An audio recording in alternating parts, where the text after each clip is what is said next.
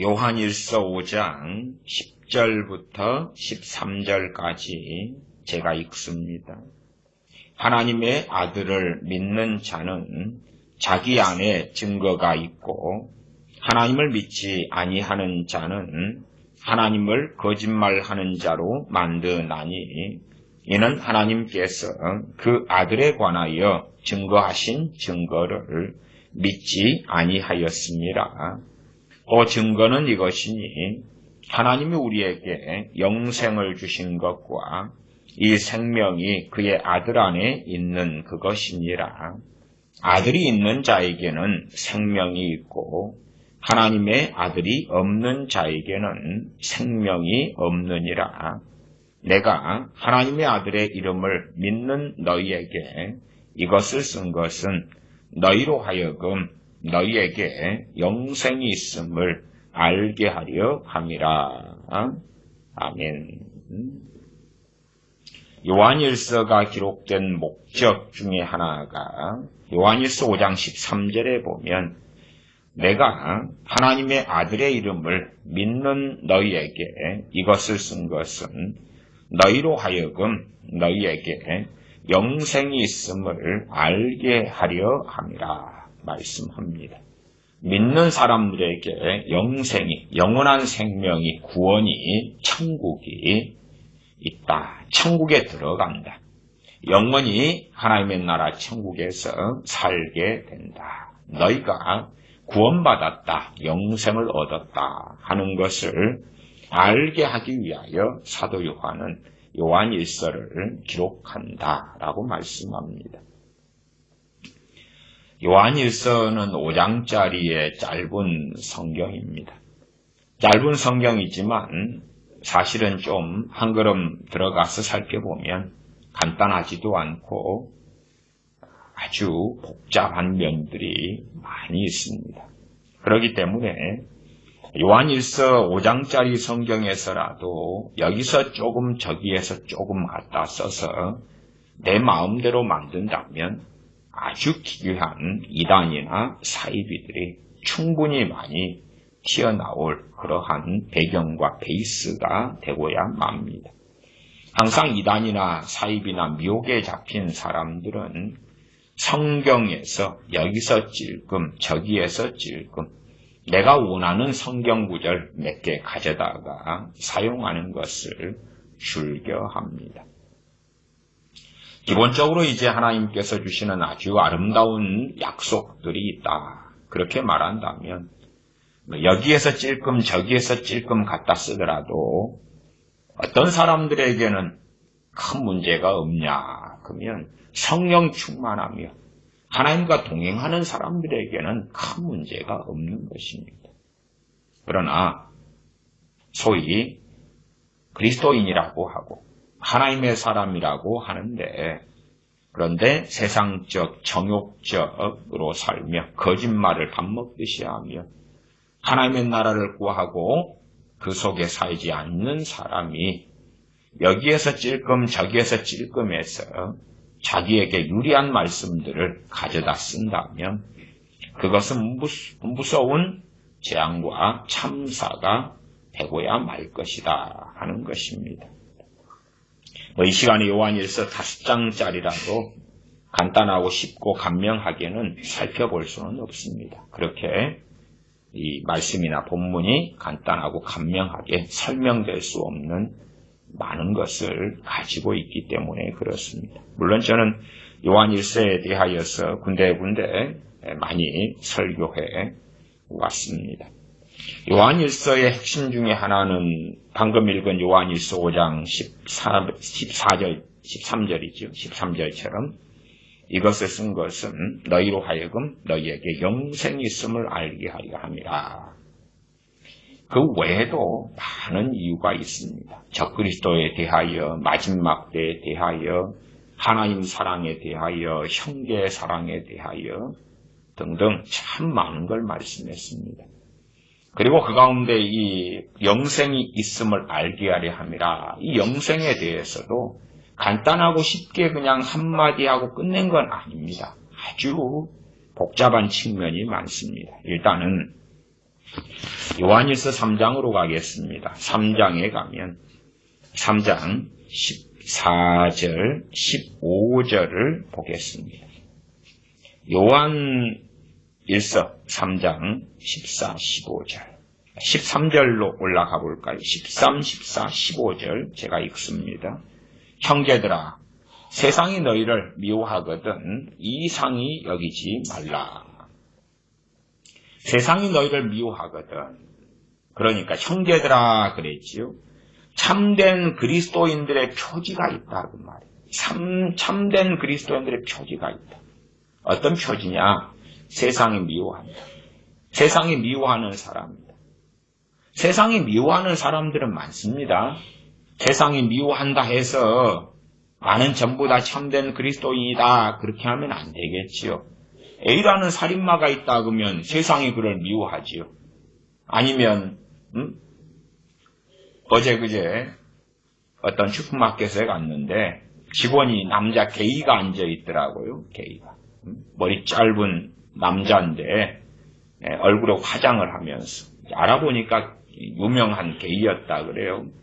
어제 그제 그래서 옆에 사람이 저한테 목사님 조심하세요 그러더라고요. 게이가 이제 주변에 있는 사람들이 이리 보니까 남자는 저밖에 없어요. 게이니까 그래서 저 친구는 젊고 나는 그래도 50대고 나이가 들었는데 뭐 설마 나한테 그러겠냐 그랬지요. 그러면은 그런 게이나 레즈비언이 있다. 뭐 그런 사람들은 소수자로서 세상에 미움을 받을 거 아니에요. 물론 우리 그리스도인들은 그들을 증오하고 미워하지 않습니다.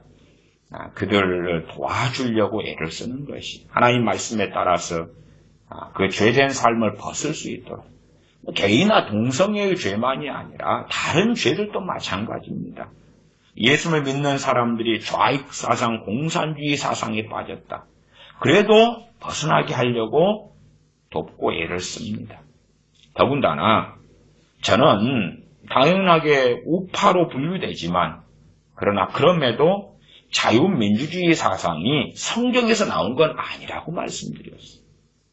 왜? 자유민주주의는 자유롭게 법률에 근거해서 그 다음에 우리 사람이 주인된 세상.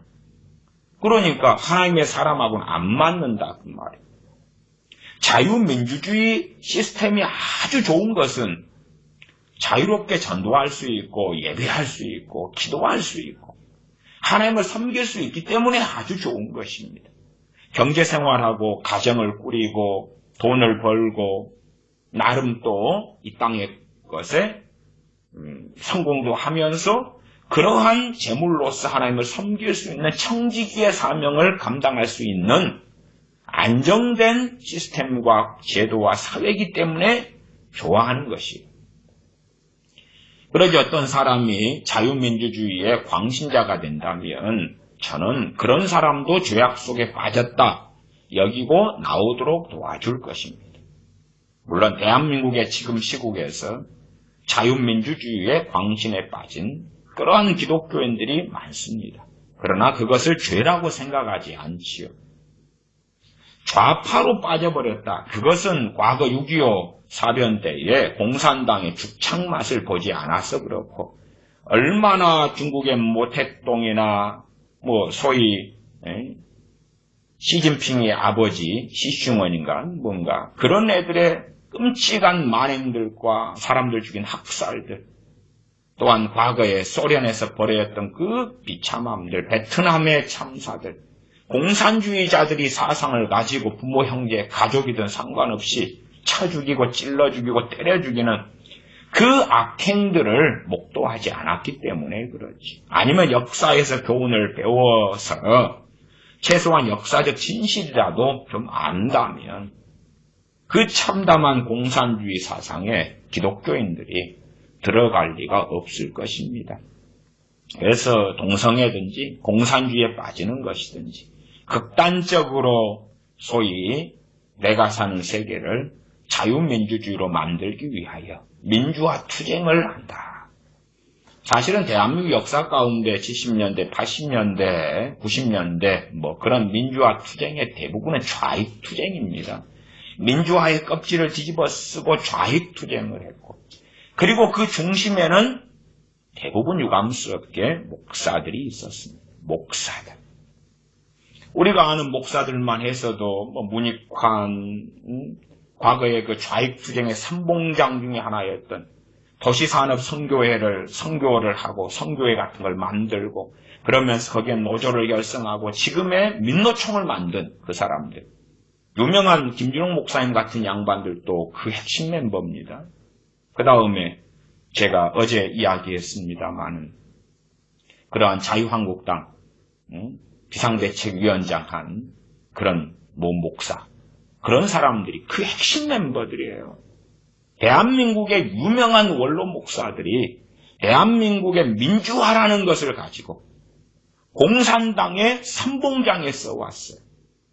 지금은 사상적으로 뭐라 할까요? 주사파나 공산주의에서 내가 돌아왔다, 이런 원로 목사님들이나 목사님들이 계시지만, 사실은 제 개인적으로는 그들이 가진 사상과 하는 행동을 볼 때에 그런 건 아니에요. 그런 건 아니에요. 그렇게 돌아온 게 아니에요. 김진홍 목사님의 기도에 대한 가르침을 보면요, 그러면 보네퍼 목사와 똑같은 가르침을 하거든요. 저 좌익의 사상적 스승인 보네퍼는 이제 하나님의 손을 떼셔도 우리 사람이 무한한 가능성을 가지고 있기 때문에 산적한 문제들을 해결할 수 있다. 김일홍 목사님 기도에 대해서 가르칠 때에 기도하고 하나님이 도우신다 이거보다는 하늘은 스스로 돕는 자를 돕는다. 기도를 열심히 하는 것이 얼마나 우리를 무능하게 만들었는가. 그건 제가 작년 몇 월 달인가요? 7, 8월 김일홍 목사님의 기도에 대한 설교를 가지고 제가 읽어가면서 그 설교가 아주 이건 이단 사이비적인 설교다. 그리고 제가 명백하게 설교 전문을 제가 적어서 이야기해 주었습니다. 얼마나 비성경적인 기도에 대한 가르침인가. 그러한 기도에 대한 가르침은요, 좌파 기독교가 본래 하는 것입니다. 해왔던 것이에요. 그래서 좌파 기독교가 된 사람들은 기도성을 안 합니다. 기도는 이제 말하자면 공산주의는 종교는 아편이다 시작하지만 좌파 기독교는 신앙을 부정할 수는 없잖아요. 그러니까 자유주의와 신정통주의, 그런 보네퍼 같은 그런 또 폴 틸리시, 칼바르트, 그런 사람들의 성경 해석과 이해를 가지고 필변을 일삼고 믿습니다. 아멘하고 달려왔던 것입니다. 좀 3000% 빠졌네요. 근데 이 요한 1서 3장 13절에 보면 형제들아 세상이 너를 미워하거든 이상히 여기지 말라. 세상이 너를 미워하거든. 그러니까 이것도 성경 이해를 잘 못하면 코에 걸면 코걸이, 귀에 걸면 귀걸이가 되는 거예요. 민주화 투쟁이랍시고 했는데 그 많은 목사들이 공산주의, 대한민국을 공산화시키기 위한 투쟁이었거든요. 그래서 당시에는 감옥에 갇히고 미청년 사건, 이런 사건들에 김준홍 원로 목사님이나 아니면 제가 어제 이야기했던 자유한국당 새누리당의 비상대책위원장인 원로 목사, 그런 사람들 그렇게 살아왔어요. 대한민국을 공산화시키기 위하여 수십 년간 힘쓰고 애쓰고 살아왔어요. 나중에는 이제 보수다 그리고 말 한마디 하고 얼굴을 바꾸는데 이 사상적 전환이 그렇게 쉽게 안 생깁니다. 안 생겨요. 대한민국 보수 안에는 과거에 민주화라는 이름으로 대한민국을 공산화시키기 위하여 70년, 80년, 90년, 2000년 때 쭉 공산화 활동해왔던 사람들이 그 안에 중요 요직을 차지하고 있고, 보수 자유한국당 같으면 그들의 고문들이 돼가지고 살아오고 있어요. 그건 한국교회가 맺은 열매입니다. 한국교회가 맺은 최상의 열매가 무엇이겠습니까? 최꼭대기 열매가 목사들이죠. 목사들. 그 목사들이 민주화 투쟁에 함께했고, 그들은 소위 당시 한 70년대다, 유신정권이다 그러면 세상의 미움을 받았지. 80년대도 꽤 미움을 받았어요. 왜? 민청년 사건 등 관련돼서 깜빵에 들어갔으니까. 그리고 이제 90년대 되고 영삼정권, 대중정권 들어서면서 이제 존경을 받는 걸로 터닝하지. 그러니까 70년, 80년대에는 민주화란 껍질을 쓰고 많은 이 주사파와 함께하는 목사들이 세상에 미움을 받았겠지요. 그 사람들이 이 성경을 가지고 적용하면 안 되는 것입니다. 그러나 그 사람들은 이걸 보면서 기쁨을 누리고 위로를 받았어요. 코에 걸면 코걸이, 귀에 걸면 귀걸이가 된 거예요. 말씀은 문맥을 따라서 봐야 됩니다. 자신들의 사상이 아니라 말씀을 따라서, 진리를 따라서 순종의 길을, 주님을 사랑하는 길을 걸어가는데 세상이 우리를 미워한다. 그럴 때 이상 여기지 말라 그랬어요. 그래서 우리가 형제의 사랑이 요한일서 전면에 나타나는 대주제 중에 하나인데 거기에서 형제가 누가 될 것인가를 잘 생각해야 됩니다. 잘못 생각하는 사람들은 내가 예수님 믿어요. 형제구나. 신앙 고백해요. 나 기독교인이라고 사인해요. 예수님 영접 기도해요. 형제구나. 그렇게 쉽게 생각하는데 그리 단순하지 않습니다. 그 사람들이 형제의 사랑이란 요한일서의 말씀 열심히 읽은 다음에 저희 기독교인한테 사기를 당하고 속임을 당하고 생각해 보십시다. A란 남자가요. B란 여자를 너무나 좋아해서 쫓아다녔습니다. 결혼해달라고. 그런데 이제 A란 남자는 안 믿는 사람이에요. 믿지 않는 자와 멍에를 같이 매지 말라고 말씀했어요. 고린도후서 말씀. 그러니까 이 여자가 너가 예수님 안 믿기 때문에 나는 너와 결혼할 수 없다. 그러면 내가 믿으면 되겠느냐? 근데 보니까 돈도 좀 있고 얼굴도 잘생겼거든. 그래, 너가 예수님 믿으면 내가 사귀고 그 다음에 결혼까지도 갈 수 있겠지. 했더니 그 남자가 당연히 여자를 좋아하니까 함께 교회 다녀주고 믿는다고 해주고 그리고 이제 확실한 건 세례까지 받아주라. 그래서 목사님을 쫄라가지고 세례를 좀 빨리 주라. 나 예수 믿었다. 이 여자와 결혼하고 싶다. 세례를 빨리 주라. 자, 세례 주었어요. 세례 받았고 믿는다고 했고 주기도문 정도도 암송했고 그 다음에는 이 남자는 이 여자에게 있어서는 자기의 이제 애인이자 형제가 된 것이죠. 애인이자 형제가 된 것. 그런데 사귀다 보니까 결혼을 전제로 이제 사귀다 보니까 이 남자가 기괴한 거라. 기괴해. 알면 알수록. 근데 뿌리치지 못하는 거야. 왜? 내가 뿌리치면 저 남자는 믿는다 그랬다가 안 믿고 바이바이. 한 생명이 지옥에 들어간다.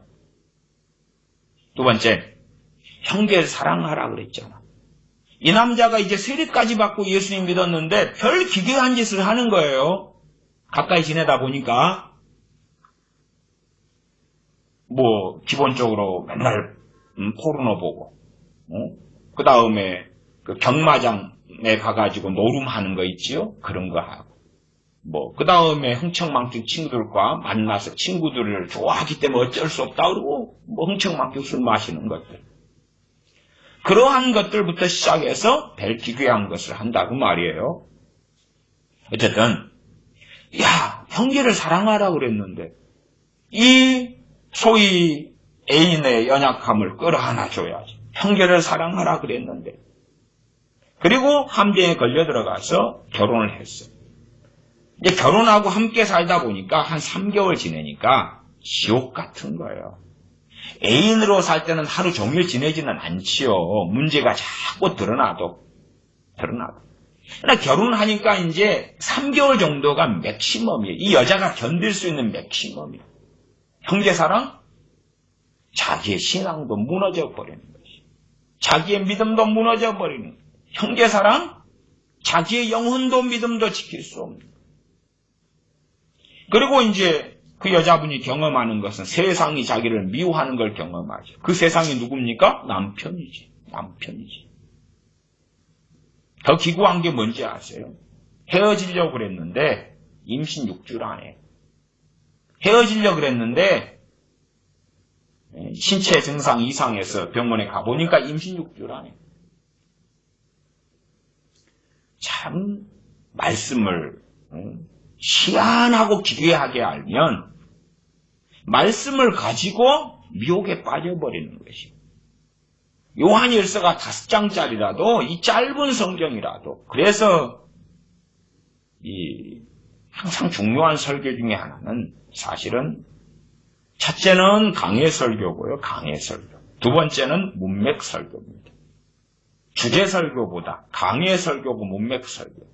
주제 설교가 상당히 위험할 때가 많아. 왜 위험하냐 그러면 주제 설교라는 것은 그 주제와 관련된 성경들을 쫙 꾸러미로 꿰가지고 나열하는 것입니다. 그런 주제 설교를 할 때에 그 주제와 반대편에 서 있는 건 반대편에 있는 말씀들은 당연하게 언급하면 안 되지. 그렇기 때문에 여기저기에서 그 말씀과 관련된 말씀들을 끌어모아가지고 논증을 하고 증거로 내세우면서 듣는 사람들에게 반대편의 말씀이 있다는 것, 상반된 말씀들이 있다는 것, 상충되는 말씀들이 있다는 것, 물론 상충되게 보이는 말씀, 역설적인 말씀들이 무수히 존재한다는 것을 덮어버리고 숨겨버리기 쉽다고 말이에요. 어떤 주제에 대한 설교는 그나마 괜찮은데 그 주제에 대한 설교도 문맥적인 것을 기준으로 하고요. 강해 설교가 왜 잘 안 되느냐? 강해 설교는 정말 어려운 설교에 속합니다. 왜 그러냐 그러면 한 A라는 목사가 한 가지 어떤 것에 꽂힌 한 가지 주제나 한 가지 에 꽂힌 사상을 가지고 있어요. 그 사람이 이제 요한일서를 강의한다고 칩시다. 1장, 2장, 3장, 4장, 5장으로 가는데 조금 지나면 자기 사상과 충돌되는 말씀이 등장하고요. 조금 지나면 충돌되는 말씀이 등장해요. 다른 말로 하면 해석이 안 되는 말씀 등장해버린다 그 말이에요. 곳곳에가 못 견뎌요. 그런데 자기가 생각하는 신앙과 믿음이나 혹은 자기가 성경에서 중요하다고 하는 주제에 대하여 포기는 못하고 그러나 상반된 말씀들은 해석은 못하고 그러니까 강해 설교는 일찌감치 포기하는 것이 아니면 강해 설교란 감추는 달았는데 예를 들어서 요한일서 강의다 그러면 5장이잖아요. 그러면 30분에 한 장, 그 다음 2편 30분에 두 번째 장, 그 다음 3편 30분에 3장, 그래서 30분 5번 해서 5장까지 끝내는 거예요. 그리고 강해 설교라고 했는데 그 절들을 다루지 않고 자기가 핵심되게 생각하는 그 몇 절을 가지고 나머지도 그런 식으로 되었다라고 구렁이 담 넘어가는 것처럼 넘어가 버립니다. 구체적인 말씀을 다루지 않아요. 똑같은 한 장 안에서도 자기가 가지고 있는 생각과 사상과 상반된 말씀들이 존재해요. 그걸 해석할 수 없지요. 왜? 이미 자기가 한쪽으로 치우쳐 가버렸기 때문에 그렇지. 대한민국에도 좌파로 치우쳐 가버린 목사들과 크리스천들은 우파적 가치관? 아니면 극단적 우파. 소위 크리스천이라면 자유민주주의의 신봉자가 되지는 않습니다. 지지자는 됩니다. 이해하셔야 됩니다. 지지자는 됩니다. 저는 자유민주주의의 지지자입니다. 지지자예요. 왜? 자유롭게 주님 믿고 예배드리고 전도할 수 있기 때문에. 자유롭게 신앙생활 할 수 있기 때문에 저는 자유민주주의의 지지자입니다. 신봉자라는 것은 그걸 진리로 여긴다 그 말이에요. 절대 진리가 될 수가 없죠. 한쪽 측면에 들어가 버리면 그러면 한 극단에 들어가 버리면 다른 극단을 제대로 이해할 수 없죠. 더군다나 말씀에 제가 양면성, 역동성 등을 오랫동안 설교해 왔습니다. 그런 측면에서 자기가 생각하는 성경 이해가 있는데 그것을 요한 1장만 보아도 충돌되는 말씀이 존재해버려요. 충돌되는 것. 첫째 그래서 문제가 벌어지고 그러면 충돌되는 것이 없는 것처럼 싹 덮어버려요. 충돌되면 자기에게는 난해 구절이 되거든요. 두 번째, 난해 구절들이 상당히 나올 수 있어요. 난해 구절이라는 것은 그 A라는 사람이, A라는 목사가 주님을 믿는 믿음이 있다 할지라도 믿음의 역량과 성장 수준이 있어요. 성장 수준. 거기를 넘어서는 말씀들이 존재한다 그 말. 단단한 식물이 있고 젖먹이가 먹는 게 있고 존재하니까 해석하지 못하는 게 존재해요. 물론 그런 말씀에 대하여 알 수 없기 때문에 대강 넘기는 것에 대하여 저는 찬성하는 입장이에요. 알지도 못하는 것을 안다고 설명하면 듣는 사람도 괴롭고 자기도 괴로울 거고. 이게 상당히 많은 목사들 가운데는 알지도 못하는 것을 안다고 풀어버리는 자들이 많아요. 그래서 성경을 아주 더럽게 만들어버려요. 자기가 중학교 1학년 수학까지 할 수 있는 역량이 있다면 그까지만 다루라고 말이지. 중학교 1학년 수학밖에 못하는 주제에 대학 수학을 할 줄 아는 것처럼 마음대로 풀어버리면 그러면 비극은 찾아온다 그 말이에요. 그래서 강해 설교의 어려운 이유는 많이 있어요. 그러나 그 가운데 심각한 것이 뭐냐 하면 한 본문, 심지어 한 장, 한 권의 성경, 요한 1서라 하면 1장부터 5장 안에 자기가 주장하는 것과 상반된 말씀이 존재한다고 말이에요. 심지어는 훨씬 많을 수도 있어요. 그러한 것에 대하여 침묵하고 무시한다는 사실이죠. 그리고 이제 하나의 극단에 쫓아 달려가요. 그래서 원하는 것은 강의 설교는 아니에요. 왜? 자기를 괴롭게 하는 거니까. 해석할 수 없으니까. 설명할 수 없으니까. 지금 시대는 갈수록 이제 더 그런 입장에서는 유리한 시대가 되었어요. 과거에 청교도 시대 정도로 흘러가면 설교를 몇 시간씩 했어요. 그러니까 설교 시간이 많았다 그 말이에요. 그러면 강의 설교 같은 걸 할 수밖에 없는 거예요. 설교 시간은 너무 많고. 그래서 사람이 드러나요. 저 사람이 말씀을 아는 사람인지 횡설수설하는 사람인지 드러나지. A라는 목사한테 설교를 한 2시간 해봐라 시켜요. 그러면 이제 실력이 없는 사람은 2시간 할 게 없는 거예요.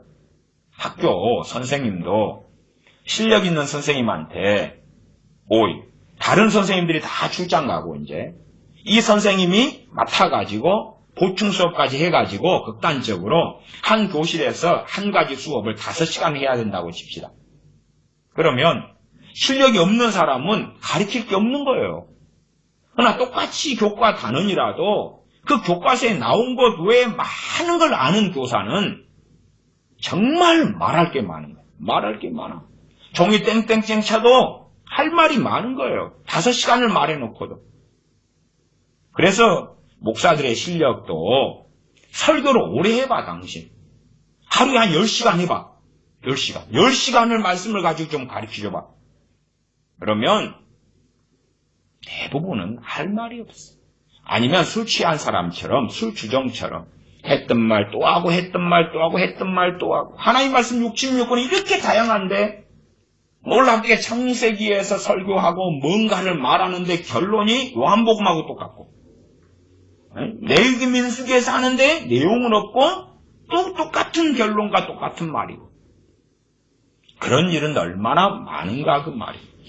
요즘 시대에 이제 속이기가 쉽거나 아니면 쉽게 목사 생활을 할 수 있게 되어지는 사회가 큐티 시스템으로 바뀌고 큐티 설교 같이 가볍게 가십거리로 새벽에 설교하고 그 다음 새벽 기도도 없어졌고 어지간한 목사 되면은 주중에 수요일도 없애면서 셀 예배 바뀌고 금요일이나 주일날 한번 짧게 그러니까 설교를 많이 할 필요가 없다 그 말이에요.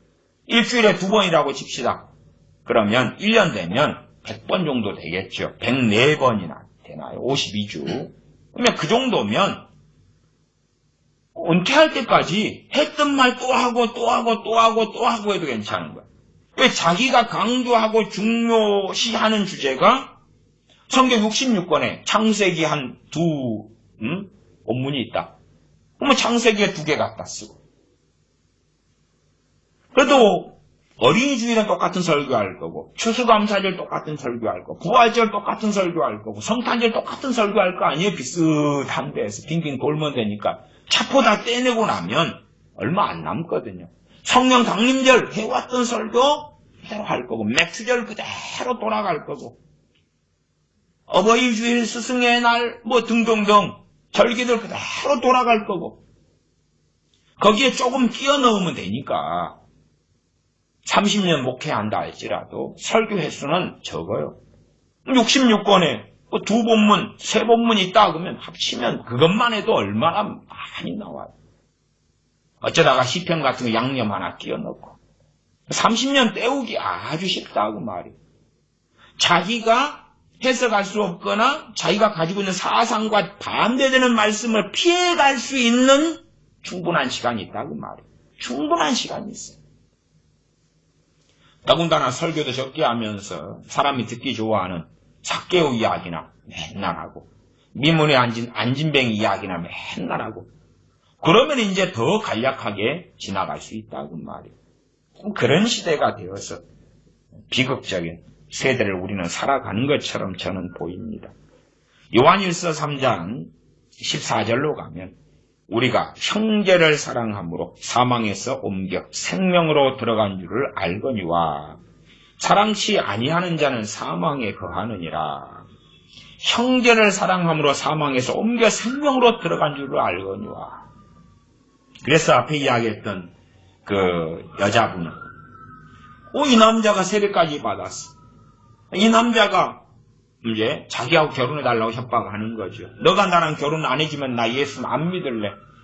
그러면 형제 사랑하니까 형제 사랑함으로 어디에 들어갔다 그랬어요? 사망에서 옮겨 생명으로 들어갔다 그랬단 말이에요. 사망에서 옮겨 생명으로 들어갔다고 말이에요.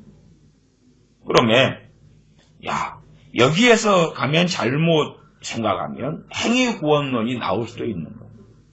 제가 5장을 먼저 읽고 많이 설명 안 하고 일단은 5장 본문은 뒤로 밀어놓고 이 3장으로 왔어요. 5장 본문은 무엇입니까? 5장 읽었던 본문 있지요? 5장 12절로 가면 아들이 있는 자에게는 생명이 있고 하나님의 아들이 없는 자에게는 생명이 없느니라. 아들이 있는가 아들이 없는가. 말씀은 참 다양한 각도에서 예수님 믿는 것을 설명하고 이야기합니다. 그리고 단순하게 예수님을 믿는다 안 믿는다보다 훨씬 더 다양하게 말씀은 이야기하고 있어요.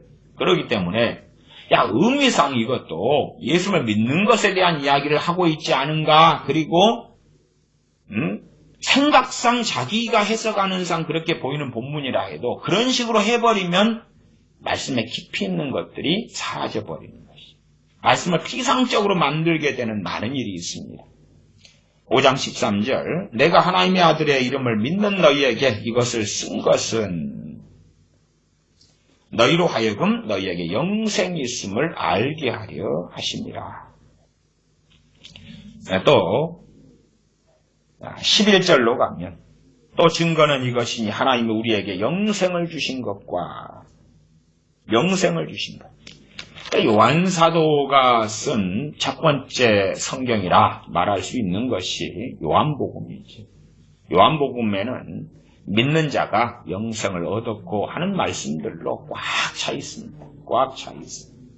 그래서 요한복음 같은 경우는 주로 이제 이방인으로서 예수를 믿게 된 우리 같은 경우는 요한복음에서 주로 많이 시작을 합니다. 무슨 말이냐 하면 예수님을 믿은 초신자가 있다 그러면 요한복음부터 많이 읽게 한다 그 말이에요. 요한복음부터.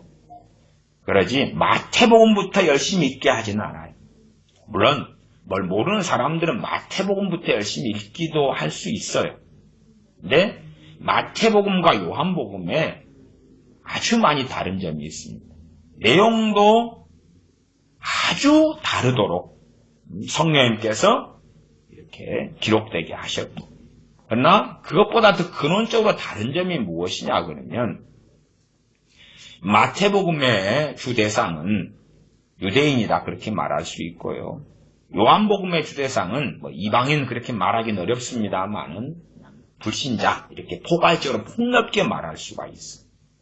마태복음의 주대상인 유대인과 안 믿는 불신자에 대한 이야기의 차이점이 뭐냐 그럴 때에, 유대인 그러면 이미 약속을 가졌고 언약을 가졌고 하나님을 믿고 있는 사람이다 그 말이에요. 하나님을 믿고 있는 사람.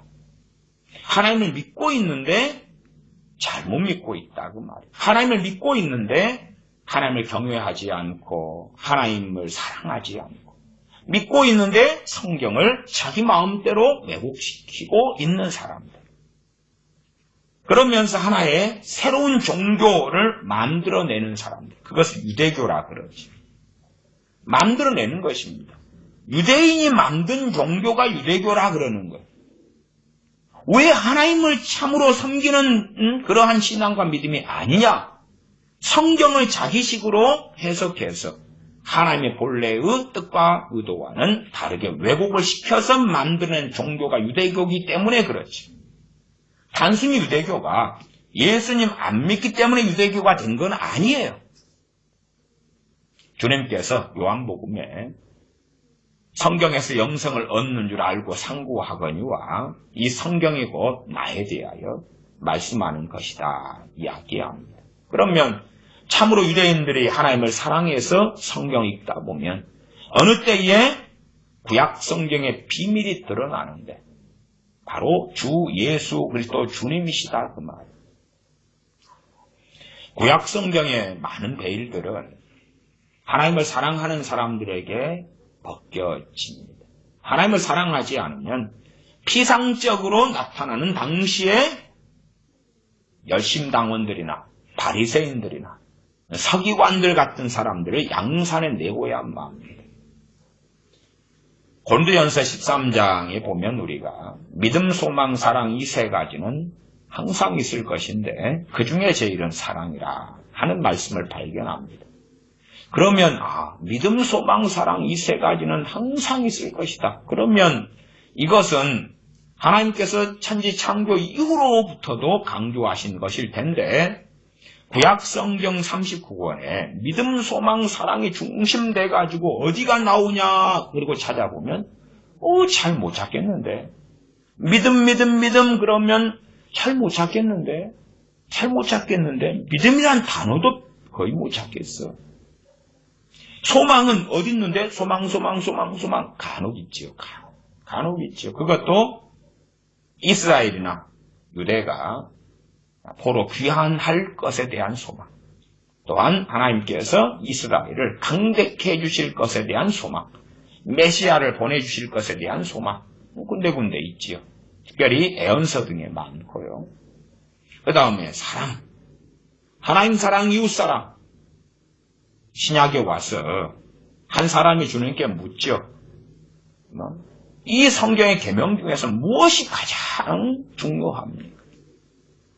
주님께서 그 사람도 알고 있었고 주님께서도 증언하시기를 하나님을 사랑하고 이웃을 내 몸처럼 사랑하라 하는 두 가지 계명이 온 율법과 선지자의 강령이니라. 강령이란 말은 핵심이다 그 말, 핵심, 중심이다 그 말이에요. 중심, 코어 중심이다 그 말이에요.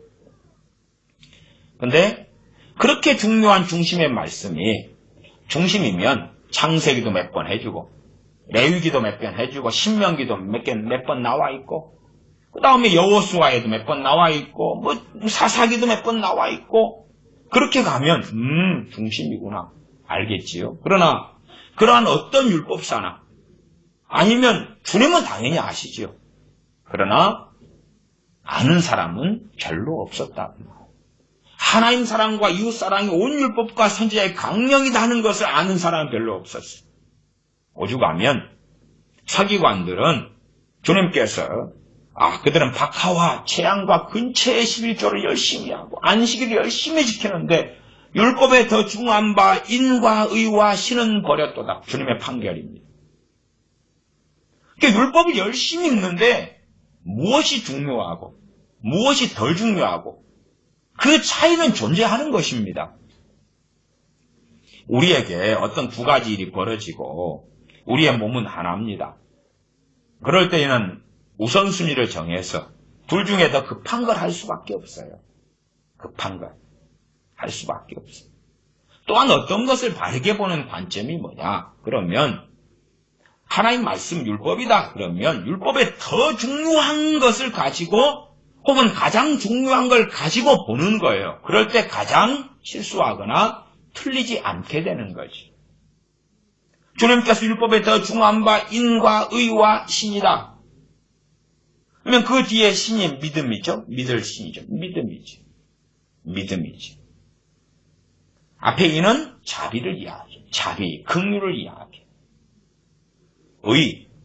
의는 하나님의 말씀을 행하는, 하나님의 뜻을 행하는 그러한 의. 더 깊이 들어가면 구약에도 믿음으로 난 의가 있었다. 그 말이에요.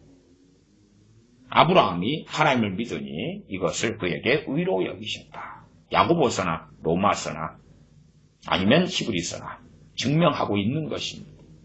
그러나 그 깊이 있는 것, 믿음을 구약에서 누가 발견할까? 쉽게 아무나 발견하지 못하게 해 오신 것을 어리석지 않은 사람들은 안다고 말이에요. 야, 구약에서 어떻게 믿음이 어디 있어 여기에? 여기에 그리스도가 어디 계신가? 여기에 사랑이 어디 있는가? 그래서 주님께서 2000년 전에 팔레스틴에 오셨을 때, 유대인으로 팔레스틴에 오셨을 때에 자기 백성들이 영접지 아니했지요. 안식일마다 율법을 보고 안식일마다 성경을 낭독하고 암송하고 가르침 받는다. 자기 땅에 오면 자기 백성 영접지 아니하더니 알아볼 수 없었다 그 말을. 왜? 성경을 잘못 해석하고 잘못 가르치고 잘못 전파하니까. 신약시대에도 그런 일이 계속하여 반복되어져 갑니다. 최소한 말씀을 요한 1서다 그럼 1장부터 5장까지 전체를 강의해 가다 보면 야, 어리석지 않은 사람은 저 목사가 설명하는 게 앞뒤가 맞는지 맞지 않는지 말이 되는지 되지 않는지를 알 수 있어요. 그러나 한 가지 주제만 가지고 몇 문장 끄집어내 가지고 샬라샬라 하면 분별할 수가 없게 되지. 분별할 수가 없어요. 어느 수학 문제를 앞에 놓고 교사가 야 바쁘니까 몇 가지만 짧게 이야기하마. 곧 모의고사가 있기 때문에 이 수학 문제 탄젠트 문제의 답은 0이다. 이것만 외우면 이 문제 그대로 나올 가능성이 아주 높아. 80%야. 바쁘니까 어쩔 수 없어. 이건 0이야. 자, 그 다음 코사인 문제는 이건 마이너스 1이거든. 이것만 단단히 외워도 그러면 주관식에서 점수가 좀 나올 수 있어. 그런 등등의 말을 한다고 합시다. 풀이 과정 없이. 그러면 더 맹신적이고 맹목적인 사람을 쉽게 만들어내죠. 그러나 그런 걸 모르는 학생, 사인, 코사인 그러한 수학을 모르는 학생이라도 교사가 자세하게 설명해 주면 그러면 그 교사가 잘 설명하면 알아먹겠고 자세하게 설명한다 했는데 말하는 교사도 모른다. 학생들이 알아요. 모르는데도. 야, 저 교사가 말도 안 되는 소리를 뭘 하는데 횡설수설하면서 수학 문제를 푸네. 그러죠. 왜? 풀다 보면 이상하니까. 제 과거의 수학선생님 중에서도 그런 분이 계셨어요. 어려운 문제를 학생이 물어보니까 그걸 가지고 칠판에서 내가 풀어주마. 그리고 푸는데 풀다가 답이 안 나오지. 답이 안 나와요. 답이 안 나오니까 이 공식 저 공식 대입하면서 수업시간 50분인데 30분을 보내요. 결국은 뭐라 그럽니까? 야, 다음에 내가 풀어가지고 와서 설명해 줄게. 왜? 자기가 풀다 보니까 자기도 모르겠거든. 안 풀린단 말이야. 안 풀려. 하다 보면 횡설, 수설이 나오는 거예요. 그러나 이것은 그냥 이 공식 이용해서 그럼 풀어? 그럼 쉽게 풀린다? 그리고 지나가면 학생들은 그런갑다 그러죠. 그러나 당신이 풀어봐 그랬더니 그 공식 대입해서 풀어봤더니 30분이 지나도 못 풀고 있다고 말이에요. 그러면 다른 공식이 맞았던 이야기지요. 이렇게 대강 간략하게 이야기하면 거짓말도 참말이 되고 쉽게 현혹이 일어나고 미혹이 일어납니다. 요한일서 3장 15절에 그 형제를 미워하는 자마다 살인하는 자니 14절은 우리가 형제를 사랑함으로 사망에서 옮겨 생명으로 들어간 줄을 안다. 이 형제가 그냥 에큐메니칼이 일어나니까 에큐메니칼은 교회 일치운동이에요. 그러면 로마 카톨릭이든 정교회든 일반적으로 독립교회든 개신교회든 뭐 교단 교파교회든지 간에 예수님 믿는다고 하면 다 형제라고 하자. 다 형제 아니야? 믿는다고 하면 형제 아니야? 형제는 사랑해야 돼. 그래서 에큐메니카 하는 애들이 좋아하는 성경 중에 하나가 요한복음하고 요한일서 같은 말씀을 좋아해요. 그리고 몇 개를 끄집어내가지고 서로 사랑해라, 서로 사랑해라, 일치운동. 주님께서 하나 되기를 기도하셨다. 하나 되기를. 하나 되기를 기도하셨다 하는 요한복음 17장인가요? 그러한 말씀들을 가지고 로마 카톨릭이나 에큐메니카 하는 애들은 부지런히 그걸 가지고 일치기도회를 합니다. 일치기도. 왜? 하나 되기를 주님이 기도하셨으니까. 그 하나 되기를. 그러나 주님께서 베드로 사도와 가룟 유다가 하나 되기를 원하셨겠습니까? 정말 그렇게 생각하는 거예요? 아니지요. 당시에 주님을 팔려는 가룟 유다에게 너 예수 믿어 안 믿어? 그럼 가룟 유다가 뭐라 그러겠습니까? 믿지. 내가 왜 안 믿어? 결국 예수님을 판 다음에 미안해서 자살해 죽지 않습니까? 예수 믿지. 왜 안 믿어? 아니면 예수님을 가룟 유다가 제자로 살면서도 예수님을 사기꾼으로 생각했다면 자살해 죽지 않지요. 와, 당연하게 나 사기꾼 팔아넘긴 거니까 안 그랬으니까.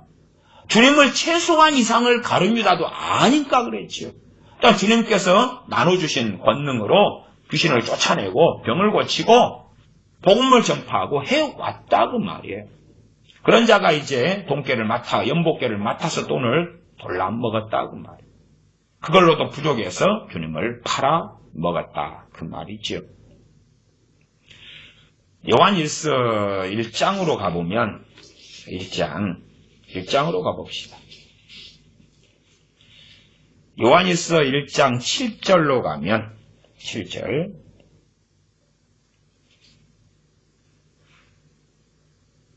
저가 빛 가운데 계신 것 같이 우리도 빛 가운데 행하면 우리가 서로 사귐이 있고 우리라 그 말은 너와 나지요.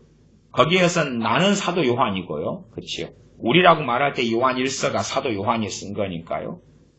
사귐이 있다는 이야기는 형제다 그 말이에요. 형제다. 너가 빛 가운데 행하면 우리가 사귐이 있다 그 말이죠. 형제다 그 말이에요. 형제. 그래서 기본이 무엇입니까? 형제를 분별하고 아는 기준과 기본은 저 사람이 세례받았다. 나 기독교인이다. 이렇게 하는 것이 형제의 기준이 아닌 거예요. 물론 우리가 이제 예외적으로 내가 지금 전도해가지고 예수님을 믿는 사람이 있어요. 그런 사람일 때에 진실로 저 사람이 예수님 영접했는가 그렇지 않는가는 100%는 다 알 수 없어도 일반적으로 저 사람 예수님 영접했구나. 그렇기 때문에 형제에 준하는 예로 준한다고 제가 이야기했습니다. 형제에 준하는 예로 그를 사랑하고 섬길 수 있어요. 그러나 조심해야 되지. 그러나 조심해야 돼. 나는 교회 집사입니다. 나는 목사입니다. 나는 장로입니다. 나는 권사입니다 하는데 많은 사기꾼들을 만나왔습니다. 많은 사기꾼들을 만나왔어요. 그 사기꾼들 가운데 가장 많이 만난 부류들은 노숙자들이었습니다. 노숙자들. 나는 집사예요. 나는 뭐시기예요. 노숙자들이었어요. 분명히 그 사람은 집사였었어요. 그 사람은 10년 전, 20년 전 세례 받았었어요. 그리고 지금도 예수 믿는다 그래요. 어떨 때는 노숙자 무리들이 들어와요. 예배 드릴 때 들어와요. 예배 드릴 때. 구걸하러도 오지만 예배 드릴 때 와요. 왜? 그 사람들이 교회에서 후원금을 받고 구제비를 받는 가장 간단한 방법은 예수님 믿어왔다 그러니까 예배에 참석하는 거다 그 말. 그리고 이제 자기 어려운 하소연을 합니다. 그때는 다 모르죠. 그러나 시간 지나놓고 보니까 도둑놈들이고 사기꾼들이고. 그래서 형제라 하는데 그걸 우리가 다 알기 어려워요. 그러나 어쨌든 최소한의 것을 하나님의 말씀에서 제시하는 기준 중에 하나가 그런 것입니다. 1장 7절에 제가 빛 가운데 계신 것 같이 우리도 빛 가운데 행하면 우리가 서로 사귐이 있을 것이다. 빛 가운데 행하느냐 그렇지 않느냐. 그때에 그 아들 예수님의 피가 우리를 모든 죄에서 깨끗하게 하실 것이다. 요한일서 1장 7절 말씀도 많은 목회자들이 설교하지 않는 말씀이에요. 왜 설교하지 않냐 그러면 예수님 믿을 때 영접할 때에 모든 죄가 사함받습니다. 그렇게 주장해 왔는데 여기에서는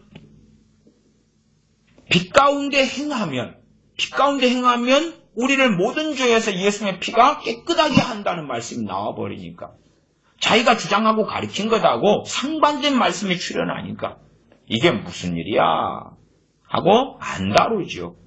다루면 자기가 스스로 설명하다가 술 취한 사람이라고 함정에 빠질 거 아니냐 그 말. 그래서 요한 1서에서도 중요시 여기는 것은 1장 7절은 건너뛰고 1장 9절 같은 걸로 가버리는 것이지요. 만일 우리가 우리 죄를 자백하면 저는 미쁘시고 우리 죄를 사하시며. 근데 그것도 그런 사람의 함정이 또 돼요. 설명을 안 하니까 그렇지. 생각해 보세요. 예수님을 내가 믿자마자 모든 죄가 용서받습니다. 그때 모든 죄에서 과거, 현재, 미래, 지을 죄까지 용서받습니다. 모든 죄가 그렇지. 그게 구원파 원론이거든요. 미래, 지을 죄까지도 다 용서받습니다. 근데 1장 9절에는 왜 그러면 우리 죄를 자백합니까? 그럴 필요가 없잖아요. 구원파 애들은 주기도문에서 우리 죄를 용서해 달라는 기도 뺍니다. 회개 기도하면 너희들은 구원받지 못했어 그럽니다. 그리고 굉장히 많은 목사들이 예수님 믿자마자 과거, 현재, 미래 모든 죄가 용서받았습니다라고 이야기합니다. 제가 어떤 분을 만났는데 귀신 역사가 너무 강해요. 그래서 당신 예수님 얼마 동안 믿으셨어요? 그러니까 40년 됐다네요. 40년. 뭐 직분은 권사님 정도 되세요? 여자분이시니까 할머니. 예, 권사입니다. 권사님 되신 지는 한 20년 되셨나요? 예, 그만큼 됐습니다. 근데 왜 그리 귀신 역사 이렇게 강합니까? 그리고 이제 여차이자 보니까 우상숭배를 너무 많이 하고 살았어요. 너무 많이 하고. 그리고 예수님 믿은 다음에도 상당한 기간 동안에 우상숭배를 정리하거나 끊지 않았어요. 그리고 집안의 며느리로서 예수님 믿은 다음에도 제사 열심히 나름대로 합리화시키면서 그렇게 해왔던 사람이에요. 그런데 그런 사람이 이제 귀신의 고통을 많이 받게 되니까 저 같은 목사한테 이제 도와달라고 도움을 요청하지요. 그래서 저는 이건 우상숭배의 문제다. 우상숭배 죄를 회개하셨냐? 다루고 회개하셨냐? 그랬더니 그런 부류의 사람이 많아요. 그 중에서 이제 좀 유명한 사람의 경우를 들면 내 아들이 이 사람입니다. 그 아들은 대한민국 유명한 어떤 사람이거든요. 어떤 유명한 당연히 크리스천이고요. 유명한 어떤 사람. 내 아들이 이 사람인데요. 근데 내 아들이 예수님 믿는 순간에 다 용서받았다고 회개할 필요 없다고 그렇게 내게 가르쳤어요. 제가 이제 회개하셔야 됩니다. 그럼 내 아들한테 물어볼게요. 왜? 그 양반은 한국 교회의 유명한 지도자거든요. 그 아들이 유명한 지도자. 이름만 되면 알만한 사람. 그러시군요. 그러면 저는 도와줄 수 없고요. 그렇게 집회 기간 중이어가지고 기다리는 사람이 많으니까 기도만 좀 해드릴게요. 저는 도와줄 수는 없습니다. 굉장히 많은 사람들이 예수님 믿는 순간에 다 용서받았어. 그리고 우상숭배의 죄를 다루지 않아요. 왜? 과거의 지은 죄가 다 용서됐습니다. 최소한 미래까지는 주장하는 자들이 있고 없고 그러고 과거는 다 용서받았습니다. 그러면 예수님 영접하는 순간에 완전 성화가 돼버린 거지.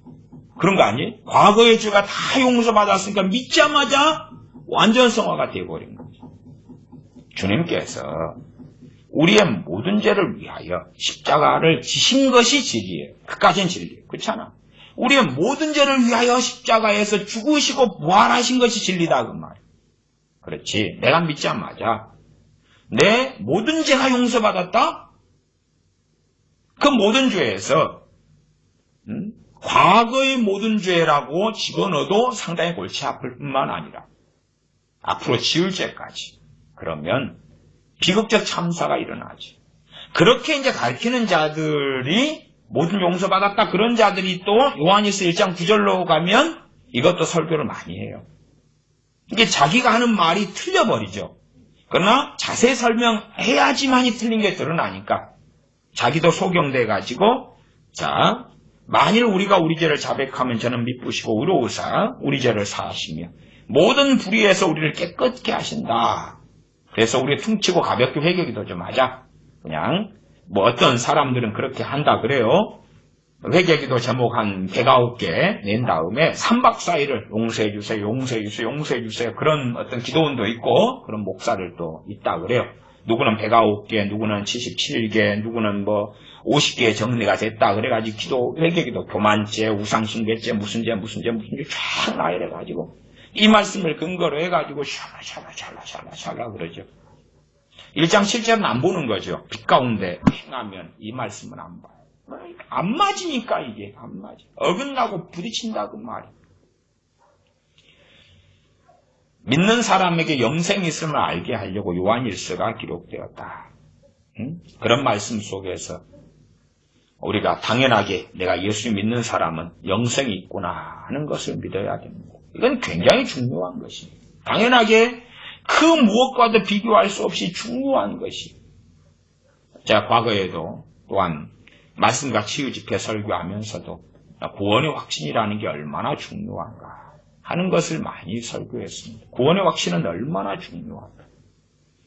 그러면서도 구원의 확신을 갖지 않아야 될 사람들이 갖는 것도 너무 위험하다. 구원의 확신, 너희에게 영생이 있음을 알게 하려고 기록하였다. 거기에서 나오는 게 뭐예요? 구원의 확신이죠. 너희에게 영생이 있다. 사도 요한이 너희에게 영생이 있다. 그런 거죠. 너희에게 영생이 있다. 누가? 너희.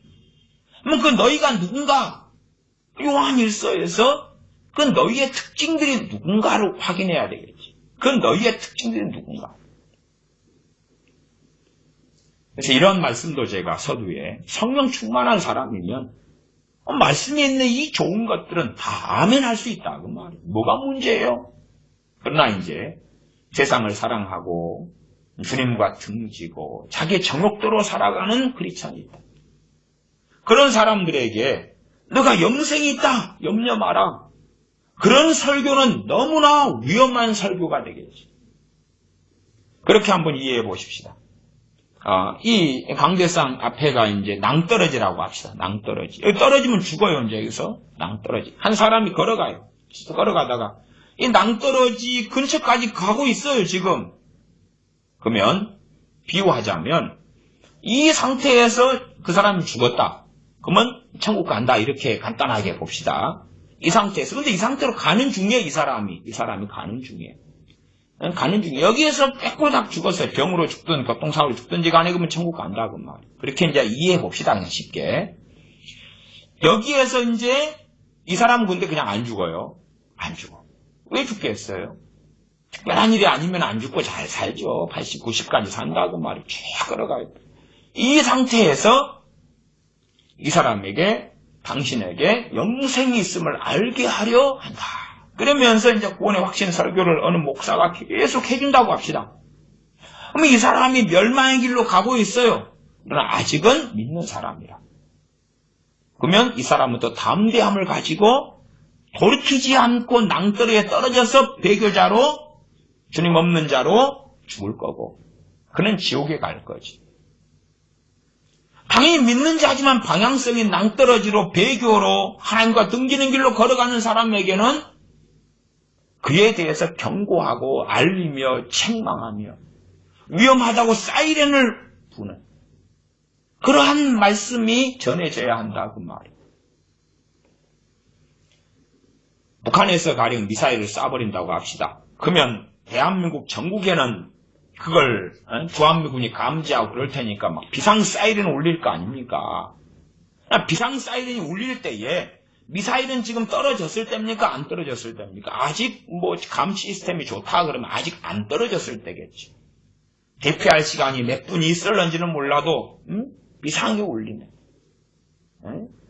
미사일을 쏘았다.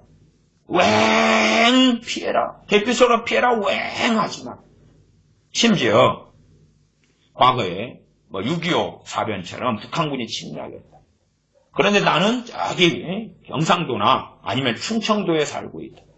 북한군이 쳐들어왔다 소문은 듣지만 아직 나는 북한군이 눈앞에 오진 않았다고 말이야. 며칠 지난 다음에는 올지 몰라도 비상해도 그때에 평안을 노래하면 되겠냐 그 말이지.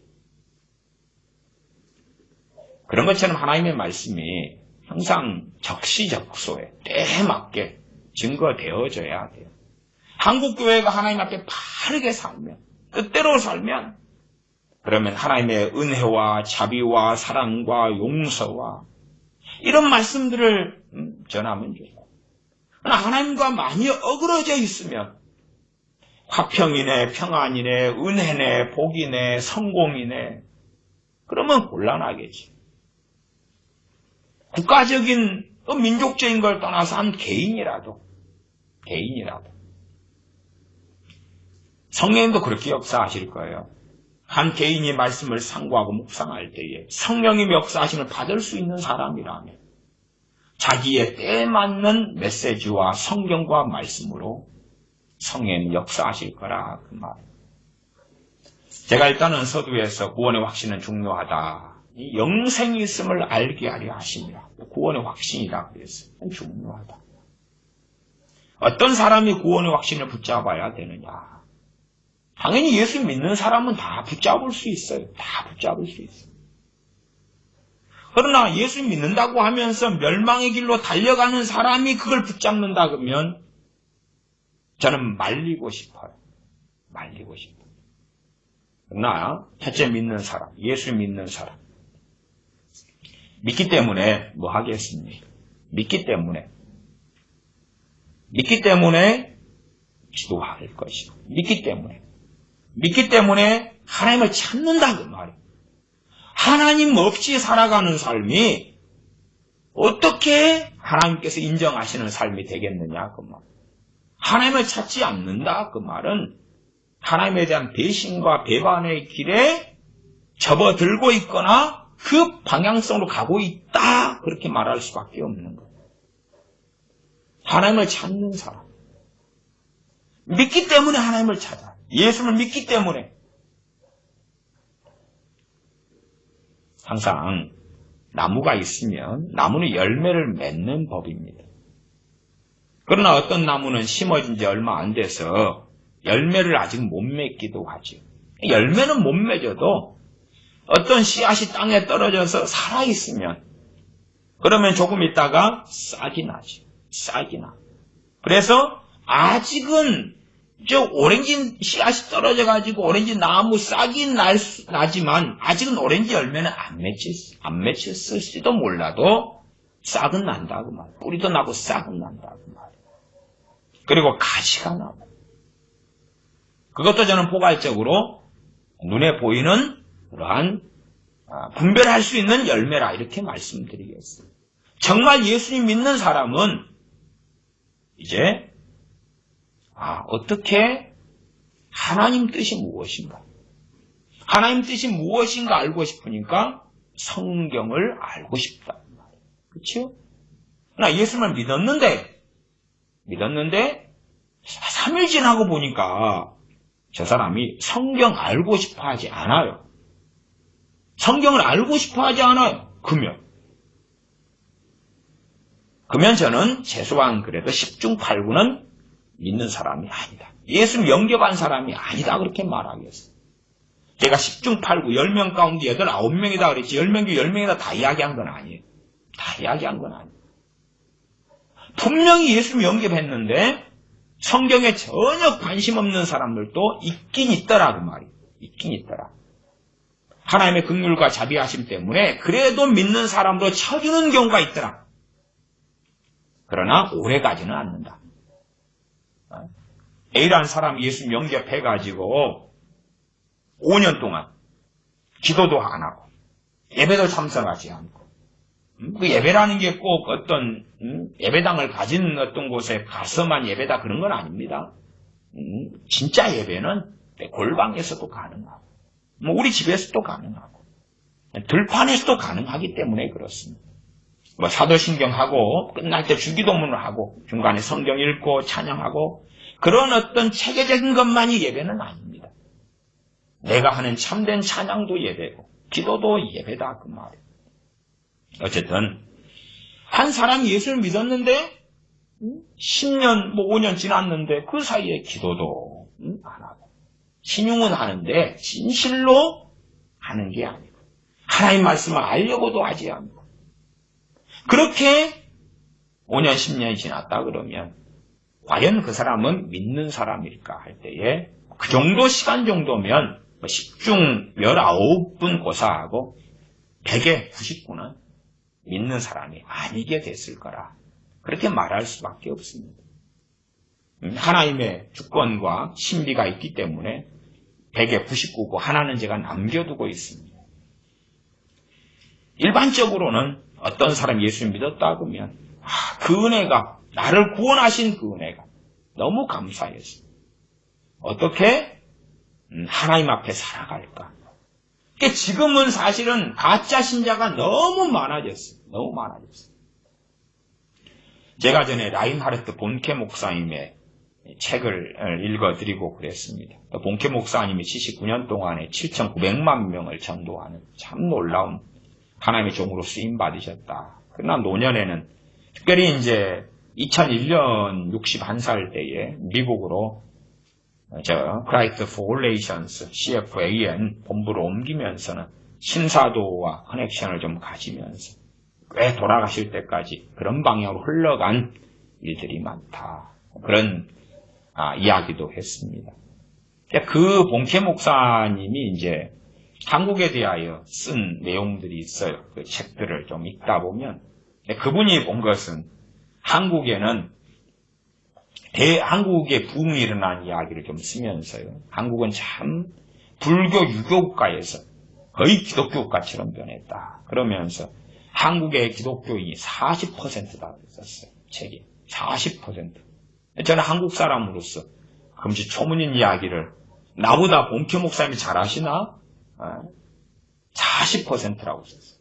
얼마나 이 불교 유교 국가에서 한국의 부흥이 일어나서 40%가 구원받았다는 거예요. 일반적으로 이제 20% 정도 이야기할 수밖에 없고요. 어떤 자료는 19점 몇 프로, 또 20점 몇 프로 왔다 갔다 합니다. 적게 보는 데는 15%도 보고 그렇습니다. 어쨌든 국가에서 하는 종교 인구 센서스 조사는 1000만이 좀 넘게 나오더라고요. 어떨 때는 좀 더 적게 나오기도 합니다.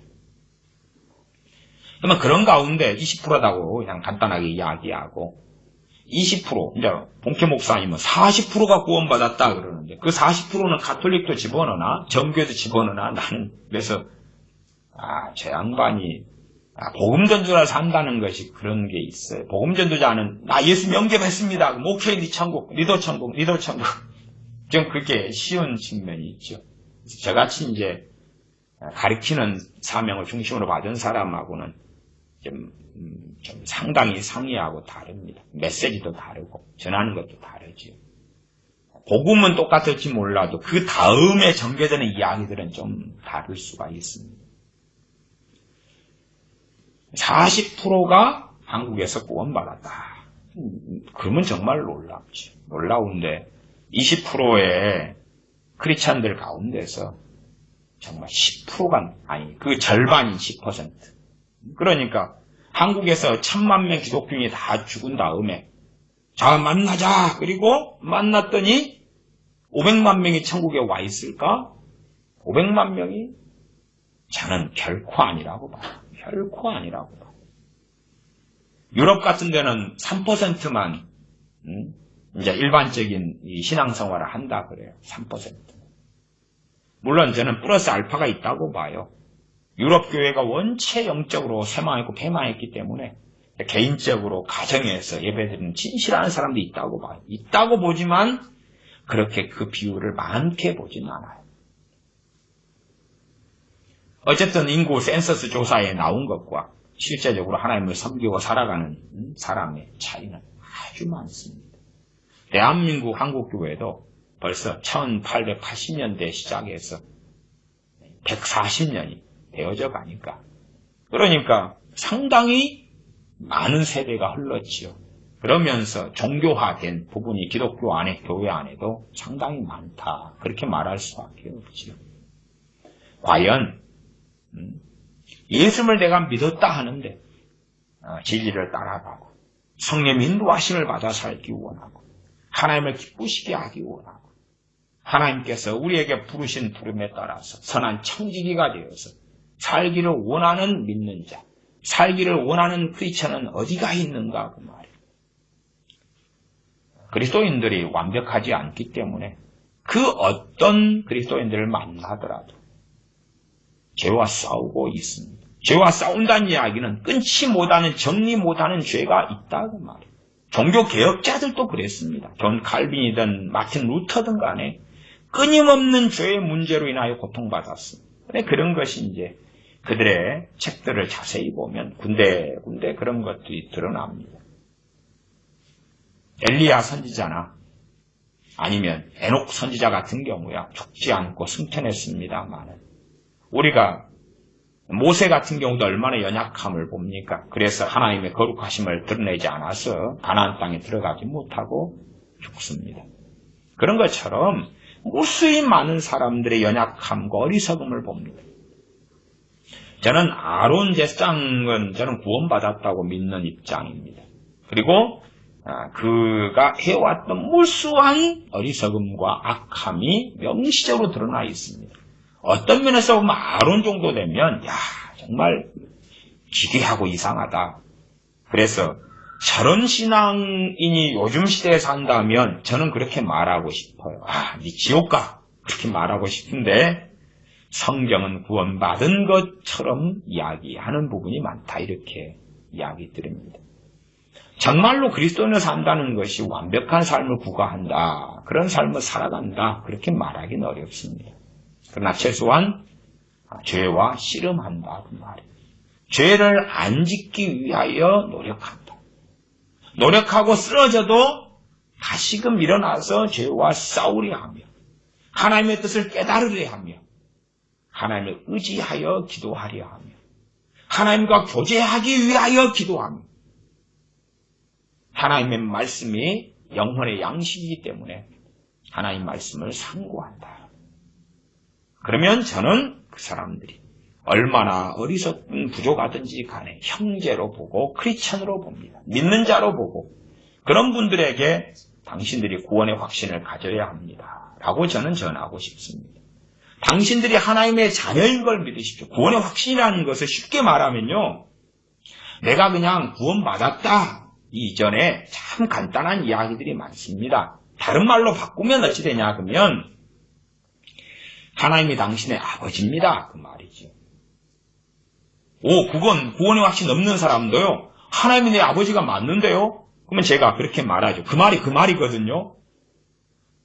저는 당신은 하나님의 자녀입니까? 마귀 자식입니까? 저는 하나님의 자녀인데요. 그러면 당신 구원의 확신이 있어요? 없어요? 그건 없는데요. 그러면 당신은 마귀 자식입니다. 아니 저 하나님 자녀 맞는데요? 그리고 거꾸로 자기가 이제 구원의 확신이 있다고 싸워요. 제가 구원의 확신에 대하여 이제 개인적인 상담이다 그러면은 생각해 보세요. 마귀의 역사인데 예수 믿으면 떠나가라 하면 그건 하나님의 자녀가 쓰는 예수 그리스도 이름의 권세인데 자기가 하나님의 자녀라는 확신이 없는데 그 힘의 능력이 있고 믿음이 있겠어요? 믿음이 없잖아요. 떠나가라 해도 헛방귀 소리 그럴 거 아니에요. 기도할 때에 왜 응답받습니까? 하나님의 자녀이기 때문에 응답받죠. 하나님의 자녀라는 믿음과 담대함이 없는데 당신 기도해봐. 믿음의 기도잖아. 믿음의 기도. 그러면 당신이 왜 믿을 수 있어요? 하나님의 자녀니까. 당신 왜 믿고 기도할 수 있어요? 이 성경 말씀 누구 겁니까? 하나님의 자녀들 건데요. 당신 구원받지 않았다면서요.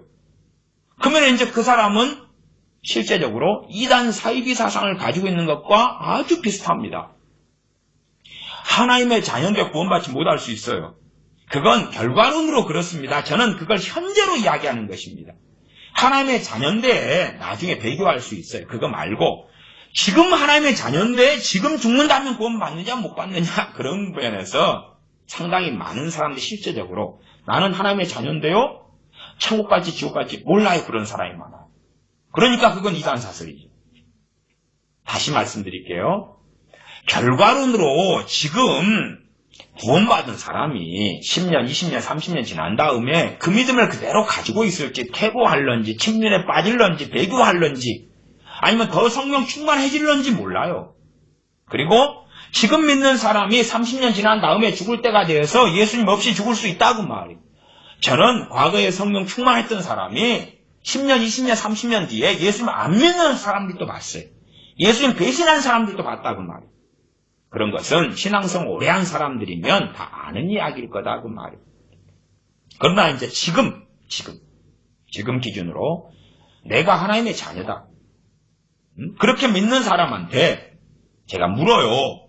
당신 그러면 지금 죽으면 천국 갑니까? 지옥 갑니까? 글쎄요. 죽어봐야 알지요. 글쎄요. 내가 부족한 점이 너무 많아서. 어리석은 점이 너무 많아서. 근데 행위구원론이에요. 그 사람. 그참 행위구원론이죠. 에베소서 2장을 보겠습니다. 핵심 말씀이죠. 요한 1서의 말씀은 언제 나중 되면 에베소서 시간이 이럭저럭 하다 보니까 많이 좀 흘러갔어요. 에베소 2장 말씀 보겠습니다. 에베소서 2장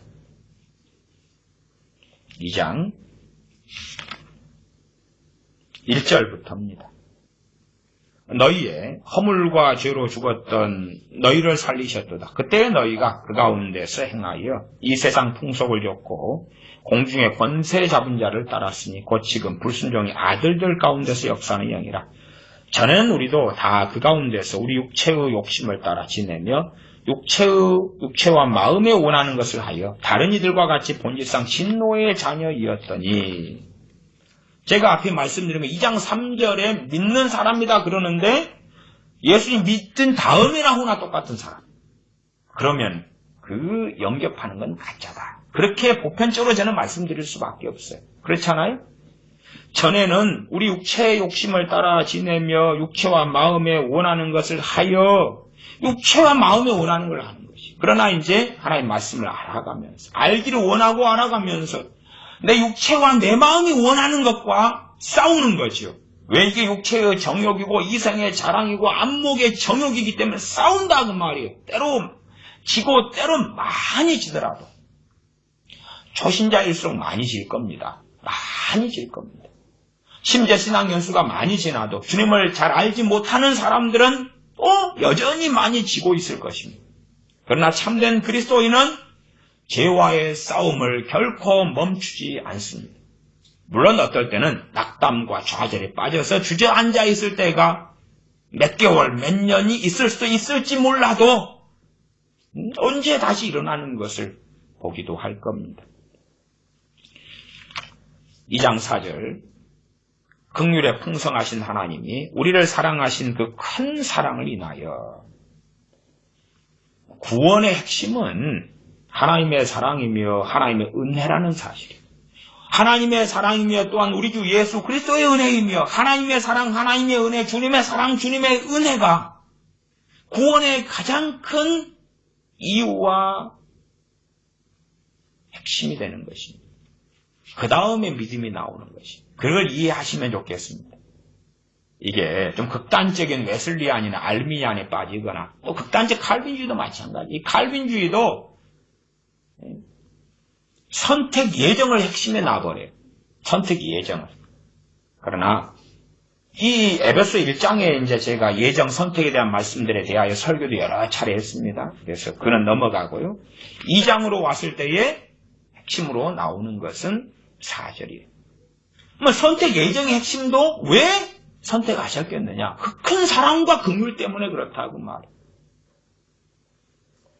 4절로 가면 긍휼에 풍성하신 하나님이 우리를 사랑하신 그 큰 사랑을 인하여 요한일서에도 하나님께서 우리를 먼저 사랑하시니라 말씀하고 있어요. 먼저 사랑하시니 내가 하나님을 사랑한 게 먼저가 아니라 극단적 알미니안으로 빠지면 내가 먼저 하나님을 선택하고 내가 선택하고 내가 사랑하고 내가 믿고 그리고 구원받고 그러면 반은 구원은 하나님에게서 나오고 반은 나한테서 나오고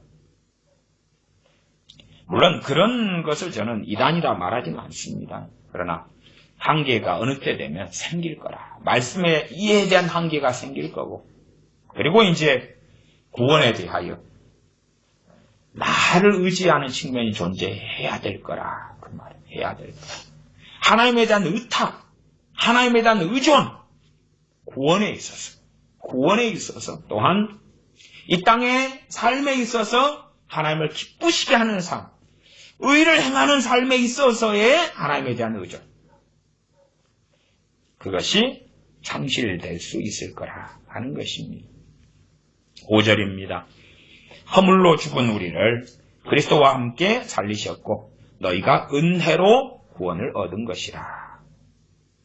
은혜가 먼저 나와요. 믿음은 뒤에 2장 8절로 가면 은혜, 믿음 두 개가 이어집니다. 순서는 은혜가 먼저고 그 다음에 믿음이 그 다음이고요.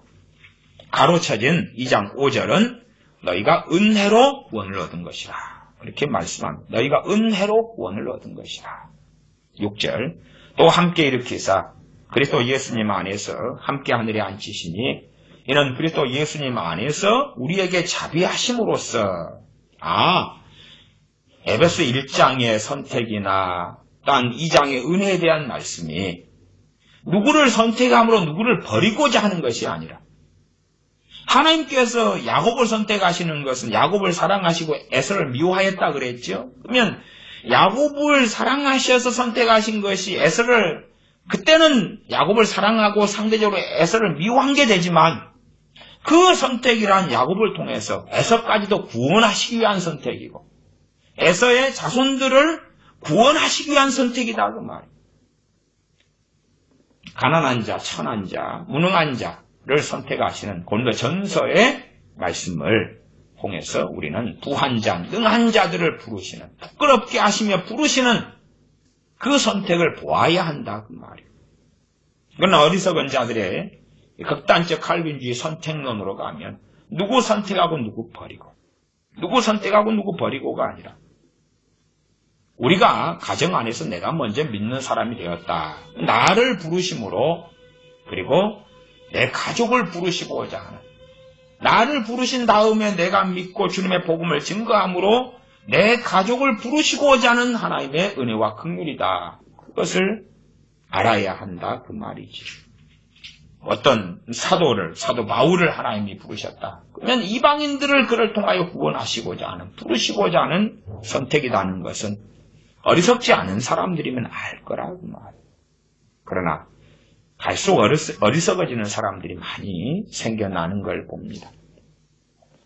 2장 8절로 가겠습니다. 그래서 2장 7절에는 이는 그리스도 예수님 안에서 우리에게 자비하심으로써 그 은혜의 지극히 풍성함을 오는 여러 세대에게 나타내려 하심이라. 8절은 너희가 그 은혜를 인하여 믿음으로 말미암아 구원을 얻었나니 이것이 너희에게서 난 것이 아니요 하나님의 선물이라. 구원이 선물이라고 이야기해요. 구원이 선물이다. 보네퍼 같은 사람은 값싼 은혜 전하지만 값싸게 은혜를 받나요? 값싸게? 아니요. 우리는 지불 안 하고 받았습니다. 값싸게, 떨이, 싸게, 값비싼 은혜, 값싼 은혜. 값싼 은혜의 핵심은 보네포도 구원 같은 걸 이야기할 거 아닙니까? 십자가나. 그러나 값싼 은혜가 아니에요. 값 없는 은혜입니다. 값 없는 은혜. 우리는 거저받은 것입니다. 구원은 거저받은 것이. 내가 열심히 하나님을 섬겼더니 구원받은 게 아니에요. 내가 열심히 선하고 아름다운 일을 했더니 구원받은 게 아니라 그 말입니다. 그런 게 아니에요. 정말 신약 성경은 구원에 대하여 명시적으로 정확하게 말씀을 해주고 있습니다. 구약성경 같은 경우는 상당히 많이 베일에 이렇게 쌓여있는 말씀이 많았어요. 그래서 유대인들조차도 제대로 이해하지 못했다고 제가 앞에 많이 말씀드렸습니다. 신약은 참으로 이 베일에 쌓인 모형과 그림자를 벗겨내시는 거고, 마지막 때 그 아들 대신 우리 주 예수님을 통하여 말씀하신 거기 때문에 하나님의 구원 계획에 대하여 이제 확실하게 실체를 드러내시고 성취하심 이루시며 우리에게 알려주신 것입니다. 그러면 이방인이었던 우리에게는 얼마나 더 놀라운 하나님의 은혜의 약속이 되는지 모릅니다. 2장 8절로 다시 가면 너희가 그 은혜를 인하여 믿음으로 말미암아 구원을 얻었나니 이것이 너희에게서 난 것이 아니요 하나님의 선물이라. 너희가 그 은혜를 인하여 믿음으로 말미암아 구원을 얻었다. 주 예수님을 믿으라고 말씀을 많이 증거합니다. 그리고 제가 또한 예수 믿는 믿음에 대해서는 유다서 또 야고보서 등의 말씀을 통하여 그 믿음을 하나님께 받은 믿음으로 구원받았다라고 제가 증언하고 있습니다. 아니 성경이 증언하고 제가 그런 본문을 찾아서 말씀드려왔다 그 말입니다. 우리가 믿는 믿음이 있고 우리가 만들어낸 믿음이 있고 근데 우리가 만들어낸 믿음으로 구원받는 게 아니다 그 말이에요. 이 믿음도. 그러나 그럼에도 불구하고 말씀 우리에게 믿으라고 하니까 우리가 믿는 믿음이 그에 필연적으로 깊은 관여를 하고 있다는 것은 다 알 수가 있는 것입니다. 유다서 1장을 봐보겠습니다. 유다서 1장 3절이었습니다. 유다서 1장 3절. 요한계시록 바로 앞에 있습니다. 제가 읽어보겠습니다. 사랑하는 자들아, 내가 우리의 일반으로 얻은 구원을 들어. 일반으로 함께 얻은 구원. 얻은 구원을 항상 이해하고 있어야 됩니다. 내가 정말로 크리스천 예수 믿는 사람입니다. 근데 제가 전제로 말씀드렸습니다. 나 크리스천인데 하나님 뜻 관심 없어. 나 기도 안 해. 나 하나님 말씀 알려고 안 해. 나는 그냥 믿는 신용을 해. 나는 하나님을 기쁘시게 하려는 마음 뜻도 없어. 그런 사람들에게 제가 하는 이야기는 아니에요. 그런 분들은 이 말씀을 자기의 것으로 여기지는 마십시오. 삼지는 마십시오. 왜? 해당이 없습니다.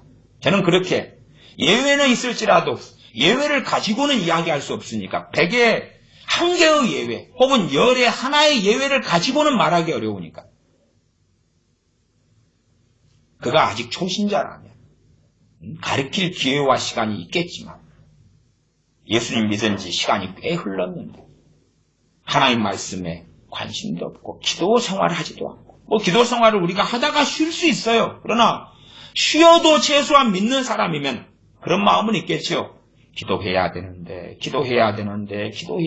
말씀 봐야 되는데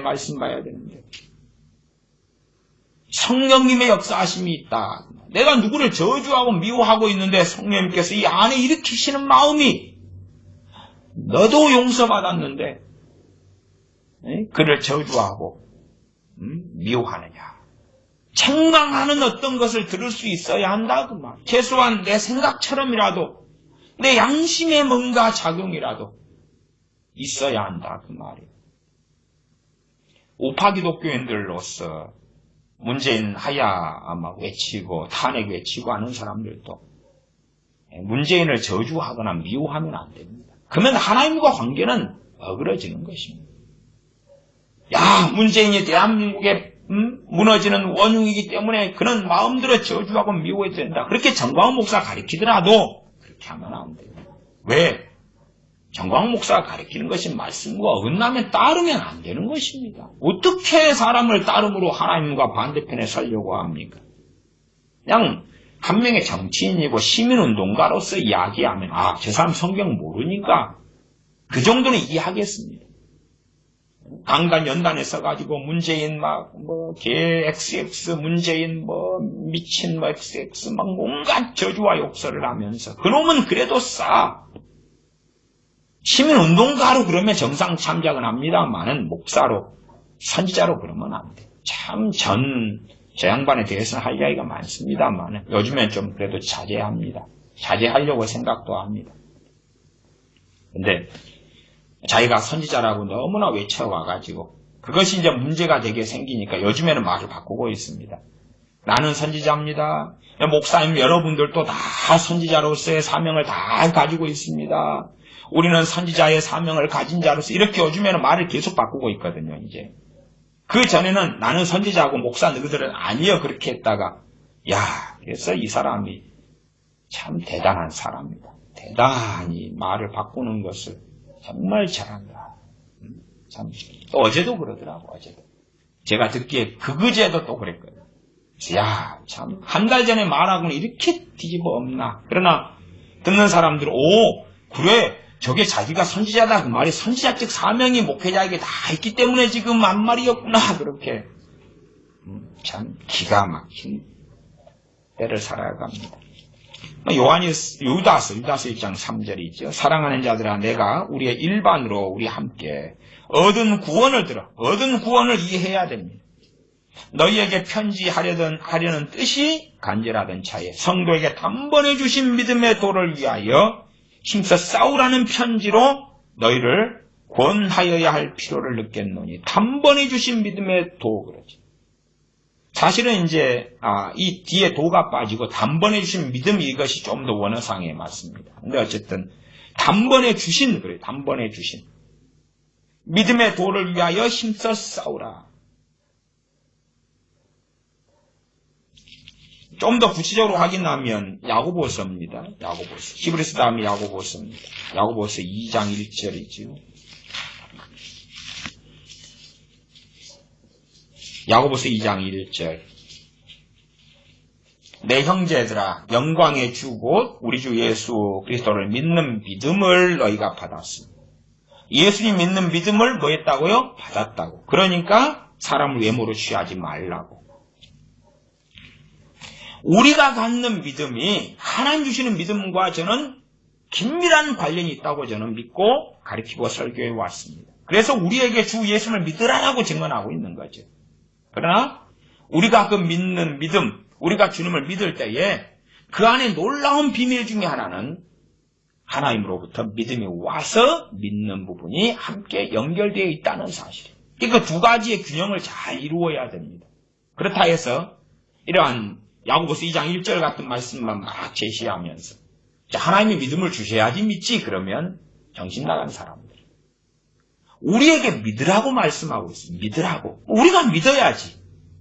그때에 우리가 만들어낸 믿음 말고 하나님께로부터 오는 믿음이 있다 그 말이에요. 우리의 일반적인 믿음도 마찬가지입니다.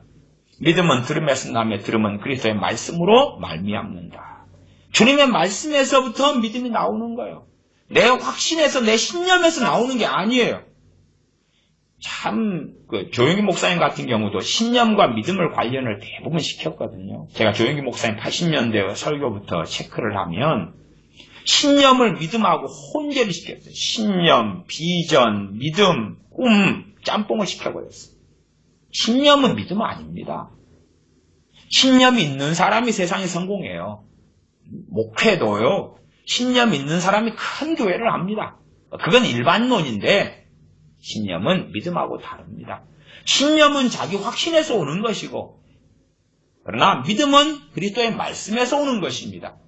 그게 어떻게 같냐고 다릅니다. 그래서 신념과 연결되는 것이 자신감 같은 거지. 자신감.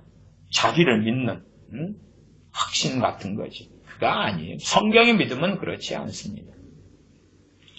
야고보서 2장 1절은 그렇습니다. 다시 에베소 2장 8절 9절로 돌아오고요. 그 정도 읽고 말씀을 오늘은 마무리하겠습니다. 에베소 2장 8절 9절 너희가 그 은혜를 인하여 믿음으로 말미암아 구원을 얻었나니 이것이 너희에게서 난 것이 아니요 하나님의 선물이라. 우리에게서 난 것이 아니다 그랬어요. 그러면 이 믿음도요. 우리가 믿는데 깊이 있게 구원 얻는 믿음 우리에게서 나서 믿어지는 게 아니다. 그걸 아셔야 돼요. 은혜도 그렇고 믿음도 그렇습니다. 그러나 명백하게 믿으라고 우리에게 말씀하시고 계셔요. 하나님 내 자식한테 구원 얻는 믿음을 주세요 자고 있을 때 그건 얼토당토하는 거다는 걸 아셔야 돼요. 복음을 전하고 듣는 사람이 반응해야 돼요. 그 사람의 책임이에요. 복음은 증거하고 듣는 사람이 그에 대해 마음을 열고 반응해야 돼요. 라우디아 교회에 대하여 주님께서 너희 밖에 계시다. 볼지어다 내가 문 밖에 서서 두드리노니. 라우디아 교회인데 이미 상황이 교회로는 있는데 사도교회도 죽은 교회죠. 흰 옷 입은 몇 사람 빼놓고는. 라우디아 교회는 미지근하다 그 말이에요. 미지근하다. 뜨겁지도 차지도 않는데 명시적으로 요한계시록 3장 20절은 주님께서 밖에 계시다 그랬어요. 밖에. 내가 문 밖에 서서 두드리노니 누구든지 내 음성을 듣고 문을 열면 누구한테 한 이야기입니까? 불신자가 아닙니다. 불신자가 아니에요. 사실은 그런 사람들이 현 시대 교회 안에 기독교인 안에 아주 많다는 사실이에요. 누구 같은 사람요? 라오디게아 교회. 그러면 죽으면 구원 받아요? 못 받아요? 못 받아요. 못 받아요. 제가 그래서 열처녀 비유에 대한 말씀을 많이 했습니다. 5처녀는 슬기로운 5처녀, 빛난 5처녀. 단지 휴거된다, 안 된다, 신랑으로다 맞으러 나오라. 이것보다 더 근원적인 것은 구원의 이야기입니다. 구원의 이야기. 왜요? 휴거 안 되는 사람 그렇게 간단하게 볼 문제가 아니라 제가 구원에 대한 이야기로도 많이 설명했습니다. 문이 닫힌 후에 신랑 대신 주님께 열어달라 그러지요. 빛난 5처녀가. 주님이 뭐라고 말씀합니까? 나는 너희를 모른다 그랬습니다. 나는 너희를 모른다 그랬어요. 마태복음 7장도 제가 유대인에 대한 이야기고 나아가서 이제 폭넓게 좀 가면 우리가 크리스찬들로서도 들어야 될 말씀이 마태복음이다 그 말. 그냥 불신자 안 믿는 사람 혹은 기본적인 복음에 대해 말씀하는 것이 요한복음이라면 또 우리 믿는 사람도 요한복음을 봐야 되죠. 그렇죠.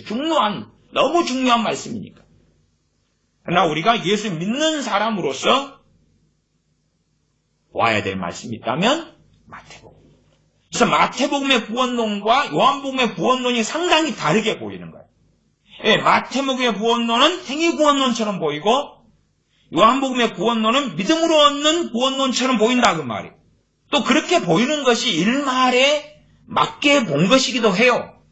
왜? 마태복음 믿는 사람에게 하나님의 자녀 백성이란 유대인 또한 하나님의 자녀 백성이란 우리들이 들어야 되는데 우리가 불법을 행하면서 하나님 없이 살아가면 결국은 주님께서 마태복음 7장의 말씀대로 내가 너희를 도무지 알지 못하노라 선언하고 배교자로 끝날 거기 때문에 그러합니다. 그런 부분에 대하여 구원받은 사람이 두렵고 떨림으로 구원을 이루어가는 것에 대한 이야기다. 구원 안 받은 사람이 행위로서 구원받는 이야기가 아니라 구원받은 하나님의 백성이 두렵고 떨림으로 구원을 이루어가는 것. 다른 말로 하면 제가 배교라고 표현했습니다. 배교하느냐 그렇지 않느냐. 주님을 사랑하며 함께 가느냐 아니면 명목상 기독교는 남고 끝장나느냐. 그런 이야기를 제가 많이 했습니다. 다시 2장 8절로 갑니다. 너희가 그 은혜를 인하여 믿음으로 말미암아 구원을 얻었나니 이것이 너희에게서 난 것이 아니요 하나님의 선물이라. 행위에서 난 것이 아니니 누구 행위입니까? 우리 행위입니다. 주님의 행위, 하나님의 행위에서 났고 우리의 행위가 아니다 그 말이에요. 우리의 행위가 아니에요. 1%, 0.001%도 아닙니다. 행위에서 난 것이 아니니 이는 누구든지 자랑치 못하게 함이니라. 어리석은 사람들은요, 구원이 자기 영접기도에 달렸다고 생각하는 사람도 있어요. 그러면 자기 영접기도면 자기 행위지요. 자기 행위. 자기 행위가. 그건 참 어리석은 것입니다. 그건 어떤 어리석음이냐? 그러면 그런 거다 똑같아요. 자, 우리가 노숙자가 돼가지고 지금 3일을 굶었습니다. 그래서 한 푼 달라고 손을 펼치고 있어요. 지나가는 사람이 안 주고 지나가니까 성기를 내는 거예요. 이 양반아! 내가 돈 달라고 손을 펼치는 이 위대한 행위를 했지 않느냐? 값을 지불해야지 네가. 내가 이렇게 펼친 행위는 이게 5만 원짜리야. 5만 원 내놔. 내 행위했잖아. 지나간 사람이 이제 5만 원 줬다고 합시다. 이 사람이 생각하는. 내가 이렇게 펼친 행위가 7만 원짜리인데, 손을 좀 더 높게 올렸거든? 달라고? 네가 키가 커가지고, 내 5만 원 마저 2만 원 더 줘. 그럼 뭐라 그래요? 미쳤다 그러죠. 미쳤다 그래요. 우리가 주님 영접합니다. 이건 행위로 쳐지는 게 아니에요. 아니에요. 어떤 노숙자는 교만해가지고 누가 지나가니까 쳐다보지도 않고 눈이 힐게 뜹니다. 왜? 귀찮으니까. 길게 뜨면서. 야, 이거 3,000원짜리거든, 이거. 내가 얼마나 위대한 인물인지 알아? 내가 당신한테 이렇게 한번 봐줬어. 돈 달라고 한 거야. 내가 말하기도 귀찮아가지고 텔레파시를 보냈거든. 눈에 쉽게 떠가지고. 기본 3,000원부터 시작하는 거야, 내가 얼마나 위대한 행위를 했느냐. 어리석어지면 참 그런 사람 많더라. 저도 어쨌든 정광훈 목사에 대하여 그가 선지자가 결코 될 수 없다. 크리스찬의 양심을 가지고 어떻게 그럴 수 있느냐. 그를 따른다면 그가 정치 가고 그냥 선동 가고 그냥 시민운동 가고 그렇다면 나는 그런 사람이 그런 짓을 해도 그러려니 하겠다. 그러나 목사고 선지자라고 주장하면서 그 자리에 있기 때문에 그건 보통 일이 아니다. 보통 일이 될 수가 없다. 그랬더니 이제 당연히 한 구독자들이 증가 수치로 따지어가지고 하면은 거의 한 300단위 정도 빠진 걸로 보이는데 그래도 이제 그러면서 여러분들이 그러셔요. 내가 구독해줬구만. 구독 취소한다. 지금부터 설교 들어줬는데 안 들어준다. 그래서 요즘에는 구독해주는 것도 큰 아름다운 일이죠. 상당히 많은 사람들이 그렇게 하더라고요. 신앙생활 하면서 자기 어리석음과 잘못으로 참 어려운 일을 당해요. 하나님 원망하는 이유가 뭐냐 그러면 내가 하나님 믿어줬구만. 내가 당신 설교 들어줬구만. 그것보다 더 끔찍한 것은 하나님 내가 믿어주었는데 하나님 왜 나를 돌보시지 않아요? 근데 믿어줬는데 돈을 내놔야지. 믿어줬는데 왜 나한테 좋은 직장 안 줘요? 그러는 거예요. 기가 막힌 거죠. 그러니까 자기의 놀라운 위대한 행위에 빠져 있는 거죠. 하나님의 은혜, 긍휼히 여기신 사랑에 들어가는 것이 아니라 내가 얼마나 하나님을 믿어줬는가, 섬겨줬는가, 따라줬는가, 기도해줬는가. 기도생활 하는 사람들도 이 기도가 은혜에 속한 거라는 걸 알지 못하고 기도하는 자기의 행위에 나르시심으로 빠져가지고 내가 얼마나 나라를 위하여 울부짖어 기도했는가, 얼마나 눈물 흘렸는가, 통곡했는가, 그러니 하나님은 들으실 수밖에 없는가 빠지는 거예요. 막 목소리를 높였는가, 목이 쉬었는가, 금식기도 하는 사람도 내가 얼마나 굶었는가, 배고팠는가, 며칠 했는가. 그건 노숙자가 돈 달라고 지나가는 사람한테 눈 힐게 뜨는 것과 뭐가 다르냐 그 말이에요. 하나님에 대해서는 노숙자가 하는 짓보다 더 악한 짓이 되는 것입니다. 훨씬 더 악한 짓이 되는 것이에요. 자, 기본적으로 오늘은 구원의 확신, 영생을 얻음에 대하여 예수님 믿는 사람에게 영생이 있고 우리의 행위에서 영생이 나오는 것이 아니다. 구원이 나오는 것이 아니고 예수님 믿는 사람은 영생을 얻었다. 구원의 확신을 가져야 된다. 물론 이제 제 설교를 듣는 사람들 가운데는 하나님을 알려고 안 한 사람이 들을 리는 없겠죠. 그러니까 제가 면죄부를 드리는 건 아닙니다. 그러나 참 말씀을 알기 위하여 주님을 닮기 위하여 살아가는 크리스찬이라면 그들에게 구원이 있고 영생이 있다라고 말씀드립니다. 기도하겠습니다. 아버지 하나님, 그 큰 은혜와 사랑으로 인하여 아들을 보내시고 우리의 모든 죄를 위하여 아들 되신 주님께서 십자가를 지심에 감사와 찬양을 드립니다. 그럼에도 우리의 모습을 살펴볼 때에 우리는 주님을 사랑하지 않을 때가 많고 주님과 함께 살지 않을 때 많고 주님 없이 살 때 많고 주님의 뜻보다 내 뜻을 구하며 추구하며 내 정욕대로 살 때가 훨씬 많은 사람들입니다. 그럼에도 성령을 거두시지 않고 우리를 버리시지 않고 다시금 주님 앞에 서도록 우리를 일깨우시며 성령을 통하여 역사하시며 도우시는 그 은혜에 감사를 드립니다. 주님을 잊어버리지 아니하도록 다시금 엎드릴 수 있는 때마다 주시는 은혜에 감사를 드립니다. 어찌하든지 주님 앞에 섰을 때에 슬기로운 다섯 처녀처럼 불법 속에 살다가 내가 너희를 도무지 알지 못하노라 하는 사람들이 아니라 내가 너를 아노라, 이름으로도 내가 너를 안다 하는 사람의 반열에 들 수 있도록 열심을 품고 주님을 섬기는 우리가 되게 하여 주시옵소서. 우리 주 예수님의 이름으로 기도하옵나이다. 아멘.